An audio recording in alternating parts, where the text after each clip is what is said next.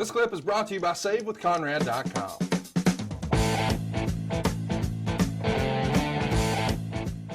So here it comes. Here comes the heat, as they say. This is directly from the Observer. It didn't take long for there to be a problem. After everyone was told that there would be no favoritism played, Hall showed up this week to the TV tapings and made a total spectacle of himself, according to several reports. An argument can be made that since Hall wasn't wrestling, he wasn't endangering anyone else, and plenty of wrestlers may do a lot of things, but things are basically looked the other way unless they show up in condition where they could endanger their opponent in the ring, or police might have to be called and the company gets embarrassed.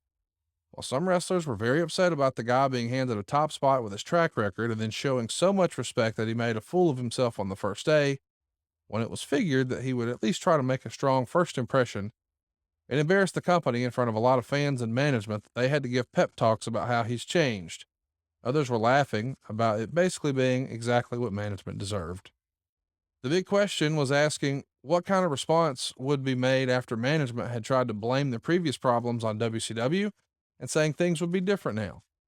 Tensions have gotten worse and morale is the lowest it has been in the modern era, according to one source.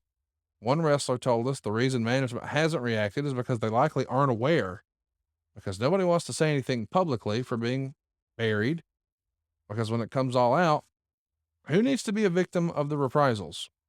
Hogan, Hall, and Nash were all in LA for SmackDown, but it didn't appear on the air as they are wisely saving their debut for the pay-per-view. Both Austin and Undertaker have told the other wrestlers that they've worked too hard to not only get the company where it is, but to elevate the style to the level it's at, to sacrifice it with people who aren't going to work for it. This is the first time I've seen anything like this where maybe it feels like, Austin's always been his own man, but it often felt like The Undertaker was not only the godfather for the boys, but he was true blue company man all the way through and through. And I think everyone listening to this knows that. But this is framed in a way, if it were true, where even The Undertaker wasn't thrilled with this idea. Is that the way you remember it? Again, I don't know that anybody was. And to clarify on the Scott Hall deal, that was not at an arena and that was not at TV. That allegedly that was something that took place at a hotel bar or someplace else. So to say that he showed up at TV like that is completely incorrect. But so he's at a company hotel, but not at a building. I don't even know if it was the company hotel versus just hotel. I really don't remember, but I remember that it was not something, there.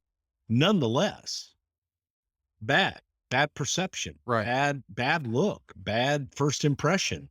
If you're going to come in and there are issues and there are the things that the whispers or whatever that weren't necessarily whispers that people are saying, hey man, if the guy's got an issue and the guy's telling you he doesn't have an issue, and then there's evidence that he does, well, shit, man, that's not good. Right.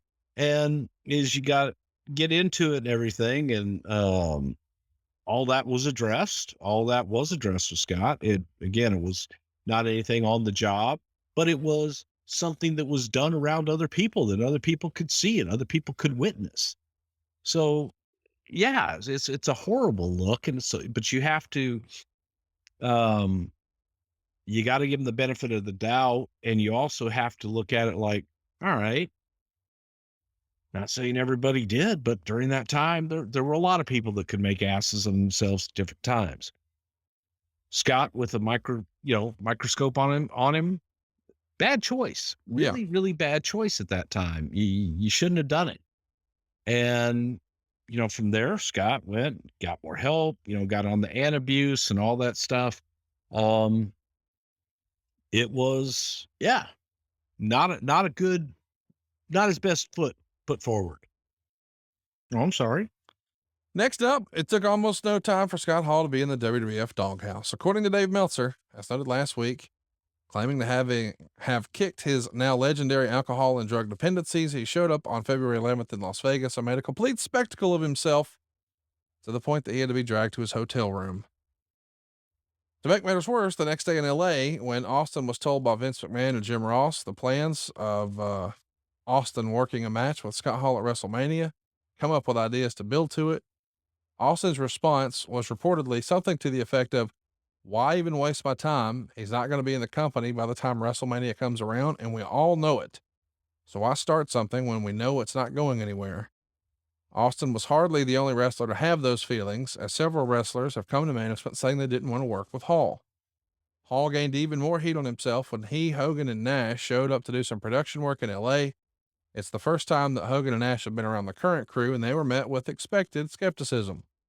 While Hogan and Nash, as everyone expected, went out of their way to be nice to everyone, the reaction to Hall was different.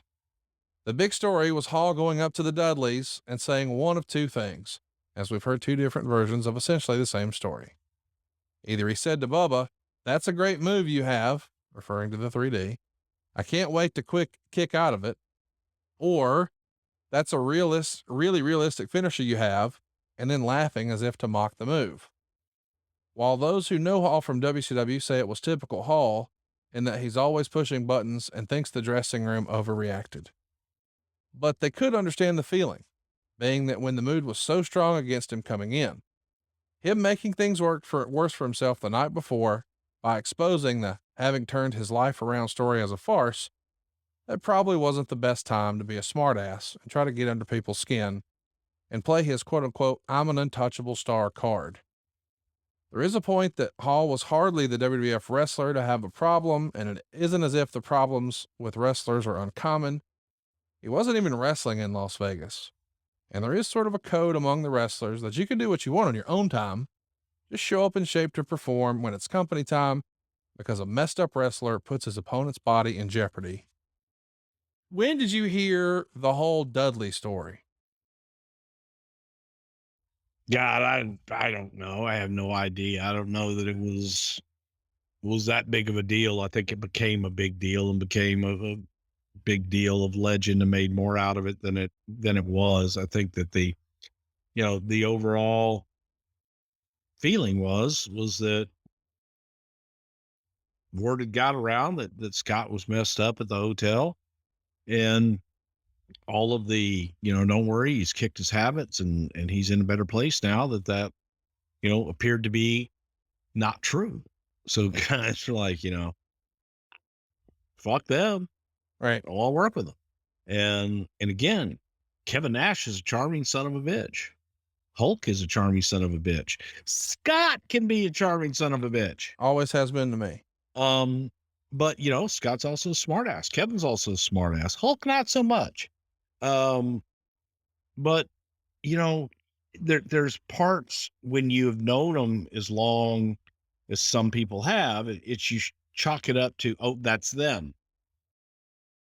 To people that don't know and they come in with the rep, it's like, oh, hell no. So it just, if it happened, not good. On either one of the stories, not good. But I could definitely see Scott doing that. Very easily, you could see Scott doing that. Do you remember hearing Austin's reaction about why even bother? He ain't going to make it. Oh, Steve didn't necessarily want to work with any of them, from the standpoint of, that he had been there building this, and they come in and they come right up on top, that they needed to earn that spot with him in particular.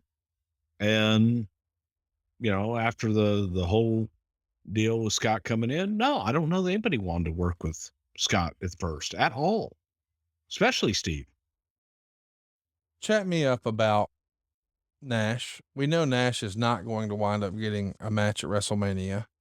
There's been a theory out there that he was essentially the placeholder in case Scott wasn't ready to go. Is that the way you remember it? No. Save him, but I'm sure that probably in the back of people's heads, but it was always, this is where we're going to go. But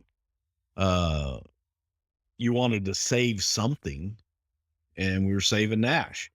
And I'm sure probably, back of everyone's mind is if, Scott doesn't go, you slide Kevin into that. But, hold Kevin off to do that. There just wasn't anything else really for Kevin at that point either. Hey, it's Conrad Thompson. Thanks for checking out the podcast here on YouTube. Be sure to hit the subscribe button and the notifications bell so you get a notice anytime we upload some new content. And go save yourself some money right now. If you're in a 30-year loan or you have credit card debt, it's not a matter of if I can save you money. It's a matter of how much. Find out right now for free at SaveWithConrad.com.